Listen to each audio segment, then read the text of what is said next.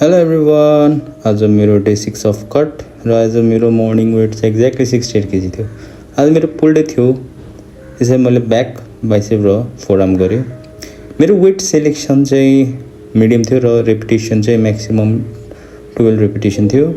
Rest चाहिँ मैले 60 seconds to 120 seconds राखेको थिएँ र मेरो वर्कआउट सेलेक्सन फर ब्याक चाहिँ त्यही बेसिक पुल जस्तो रो थियो, मिडल ब्याक र लोवर ब्याकको भेरिएसन, अनि त्यसपछि चाहिँ पुल डाउन थियो, त्यही बेसिक एक्सर्साइज हो।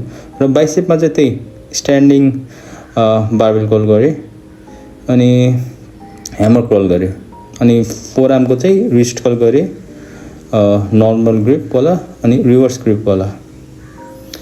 र मेरो चाहिँ अहिले कट्सहरू चाहिँ राम्रो आएको छ है, so I am looking bigger day 1 भन्दा, अनि वेट चाहिँ पहिलाभन्दा चाहिँ राम्रै घटिसकेको छ। सो यो मेरो आज फिजिक अपडेट। सो भोलि चाहिँ रेस्ट डे हो, त्यो पनि काउन्ट चाहिँ हुन्छ है एज अ कट डे भनेर, तर अब रेस्ट डेको त भिडियो आउँदैन राइट। सो अब एकैचोटि डे 8 को आउँछ है त। So stay tuned for day 8। Have a nice day, bye by.